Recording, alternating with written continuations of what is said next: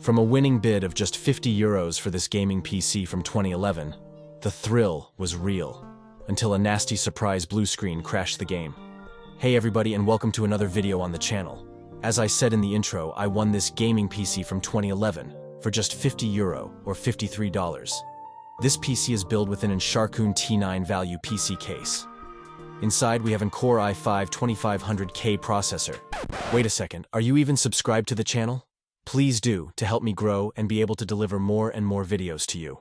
This CPU is placed on an Asus P8 P67M motherboard.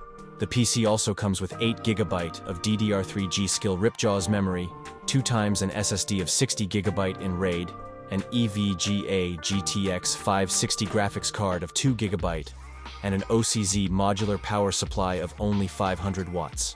As I said before, there are two SSDs of 60GB placed into a RAID configuration. This configuration means double the speed on these 60GB drives, but still I would consider them very slow compared to newer SSDs nowadays.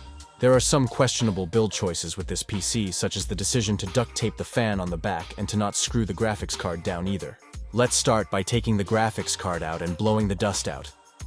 It is actually not as dusty as I would assume after so many years of running, but it will never hurt to do so.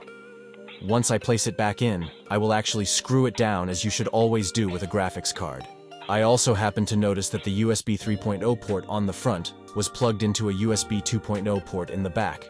This makes not that much sense to me, so I moved the cable over to the correct spot. Now it is time to start testing the PC. When I turn it on, it shows the green LEDs of the fan light up on the back. Looks cool in my eyes, but a bit old school, of course.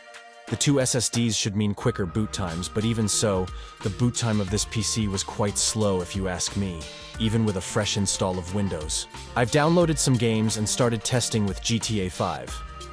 When running this game, I was quite quickly greeted with a blue screen, which happened multiple times. After some quick investigation, I noticed that it was actually the graphics card which was causing the issue. Therefore, I decided to swap the GTX 560 out for a GTX 750 Ti, but this also showed the same problems.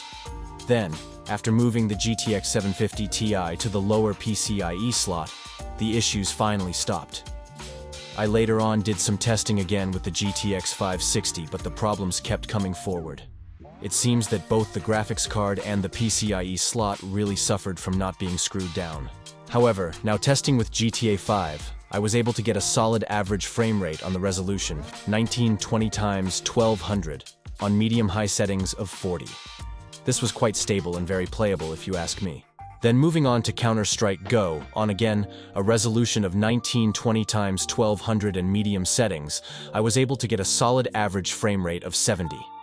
This does mean that no matter how good your frame rate is, it will still not hide the noob you are, as you can see by my gameplay. After Counter-Strike, I decided to give Halo a go on this PC. Here on medium-low settings, I was able to get an average frame rate of 70, with some highs all the way up to 89, and then also some lows of 64. This was actually quite impressive in my eyes for the fact that this is just a €50 gaming PC. Okay, with the price of the GTX 750 Ti is actually now costs in total €63, but still, this is very good, but such a price. After that, the next game on the list was Splitgate. Here on medium settings, we were able to achieve an average frame rate of 57, some peaks all the way up to 83, and some lows of 42. This is not amazing, but very playable and a pleasant experience. It really does showcase that PC gaming can be quite affordable if you find the correct deals. Now that we have tried Splitgate as well, the last game on our list to test on this PC will be Fortnite. I've always enjoyed playing this game, and this was the same case on this PC as well. Running on medium-low settings with the same resolution, the average frame rate that I was able to achieve was 68, some peaks all the way up to 97 and some lows of 46. This was very playable and a great experience. The PC in the meantime never got really hot whilst the parts were heavily used. It really shows that the big CPU cooler that is on top of this i5-2500K processor really helps with cooling this CPU down. Overall, I think that this PC for only €50 was a great deal. Okay, it had some small issues, and I ended up having to replace the graphics card. But the fact that you can have such a good experience really does show that PC gaming can actually be quite affordable.